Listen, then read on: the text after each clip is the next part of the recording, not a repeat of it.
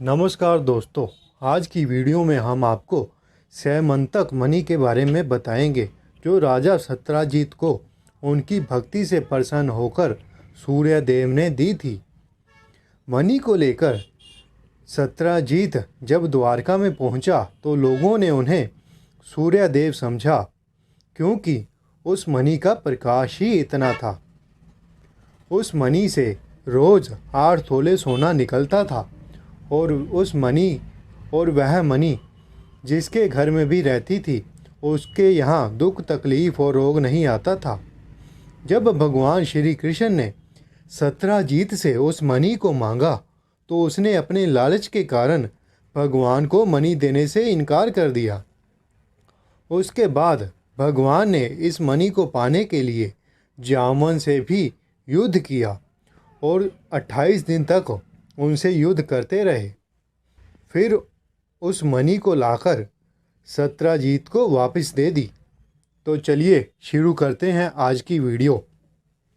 राजा सत्यजित ने अपने शुभ चिंतक सूर्यदेव की कृपा से सैमंतक मणि प्राप्त की।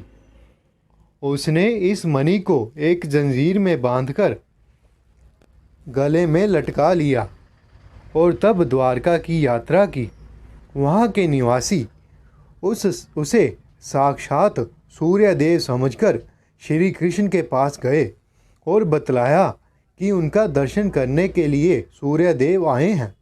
लेकिन श्री कृष्ण ने उत्तर दिया कि आने वाला व्यक्ति सूर्य नहीं बल्कि राजा सत्यजित हैं, जो सैमंतक मणि धारण करने से अत्यधिक तेजोमय हो गए हैं।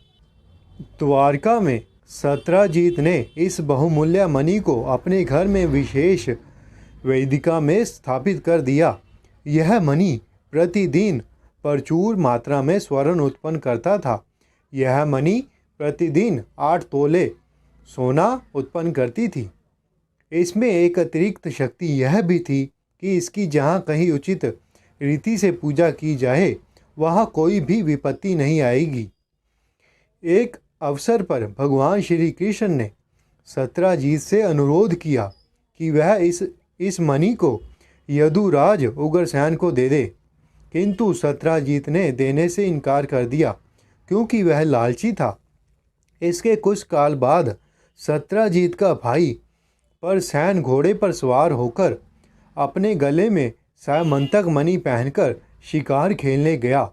मार्ग में एक सिंह ने उसे मार डाला और उस मणि को एक पहाड़ी गुफा में ले गया जहां शंगराज जामन रह रहे थे। जामन ने उस सिंह को मार दिया और उस मणि को अपने बेटे को खेलने के लिए दे दिया। जब राजा सत्यजित का भाई नहीं लौटा तो राजा ने यह मान लिया कि कृष्ण ने सैमंतक मणि के लिए उसे मार डाला है। जब कृष्ण ने जनता में फैली इस अफवाह को सुना तो अपने नाम से कलंक छुड़ाने के लिए वह कुछ नागरिकों के साथ मणि को खोजने निकले। उनके पैरों के निशानों का पीछा करते हुए उन्होंने उसके शरीर तथा उसके घोड़े का मार्ग पर पड़ा देखा। उसके आगे उन्होंने जामन द्वारा मारे गए सिंह के शरीर को देखा।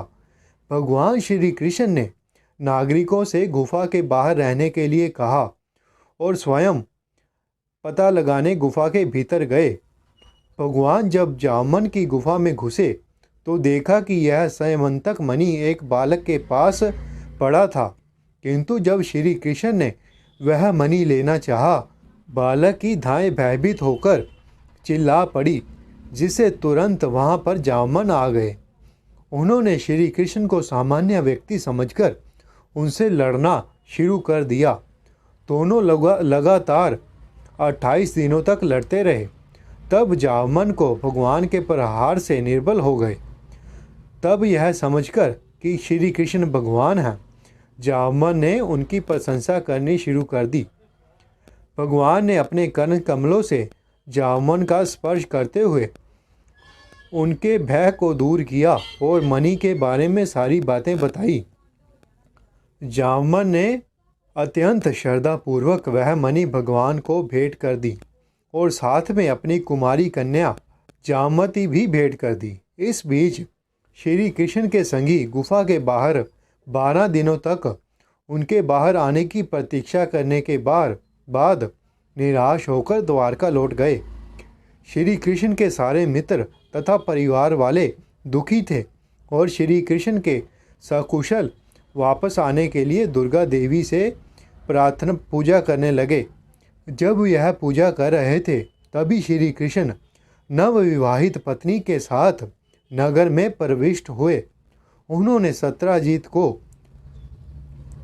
राज्यसभा में बुलवाया और सैमंतक मणि पाने की सारी कहानी सुनाकर उसे वह मणि वापस कर दी। सत्राजीत ने अतीव लज्जा तथा पश्चाताप के साथ वह मणि स्वीकार की।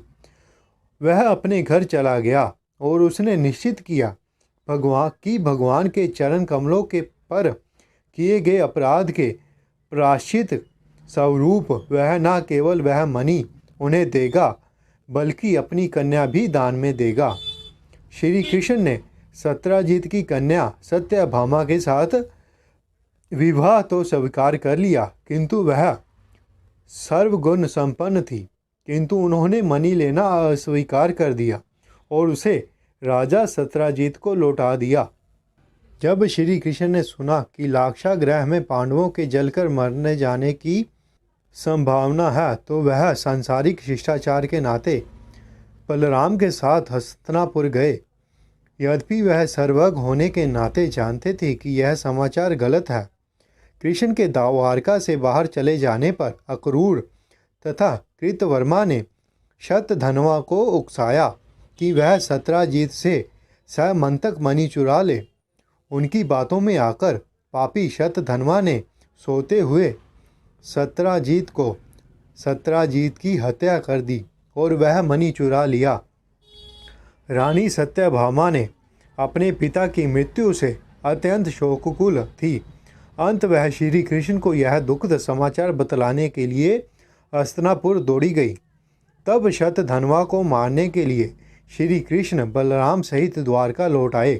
शतधन्वा सहायता मांगने के लिए अक्रूर तथा कृतवर्मा के पास गया, किंतु जब उन्होंने सहायता देने से इनकार कर दिया तो वह उस मणि को अक्रूर के पास छोड़कर अपनी जान बचाकर भाग गया। कृष्ण तथा बलराम ने उनका पीछा किया और कृष्ण ने अपने चक्र से उसका सिर काट दिया। जब श्री कृष्ण को सैमंतक मणि शतधन्वा के पास नहीं मिला तो बलराम ने कहा, हो सकता है कि शतधन्वा ने किसी के पास उसे रख दिया हो। बलराम ने श्री कृष्ण से यह भी कहा कि तुम मणि ढूंढने द्वारका लौट जाओ, जबकि मैं विदेहराज के यहाँ जाना चाहता हूँ। इस तरह बलराम मिथिला चले गए, जहाँ वह कुछ वर्षों तक रहे और इसी काल में उन्होंने दुर्योधन को गदा युद्ध की शिक्षा दी। भगवान श्री कृष्ण द्वारका लौट आए और सत्राजीत का दाह कर्म संपन्न किया। जब अक्रूर तथा कृतवर्मा ने शतधन्वा के मारे जाने का समाचार सुना तो वह दोनों द्वारका छोड़कर भाग गए। इसके बाद ही द्वारका में अनेक प्रकार के मानसिक तथा शारीरिक उत्पाद होने लगे। नागरिकों ने कहा कि अक्रूर को वापस बुलाना चाहिए। श्री कृष्ण जानते थे कि इन उत्पादों का मुख्य कारण अक्रूर नहीं है, फिर भी उन्होंने अक्रूर को द्वारका वापस बुलाया और उनका आदर सत्कार किया तथा मधुर वाणी से उनसे कहा, मैं जानता हूँ कि शतधन्वा ने वह मणि आपके पास छोड़ा है, क्योंकि सत्राजीत के कोई पुत्र नहीं है। अंत उसकी छोड़ी हुई सारी संपत्ति उत्तराधिकारी उनकी पुत्री के संतान की है। तो भी अच्छा यही होगा कि इस दुखदायी मणि को आप अपने ही पास रखें, किंतु एक बार मुझे इसे अपने संबंधियों को दिखला देने दें। अक्रूर ने वह मणि कृष्ण को भेंट कर दी। यह मणि सूर्य के समान चमक रहा था, किंतु अपने परिवार वालों को वह मणि दिखलाने के बाद श्री कृष्ण ने उसे अक्रूर को फिर लौटा दिया। तो यह थी सैमंतक मणि के बारे में सारी कथा। अगर आपको यह वीडियो अच्छी लगी हो तो वीडियो को लाइक कीजिएगा, चैनल को सब्सक्राइब कीजिएगा और जिस भी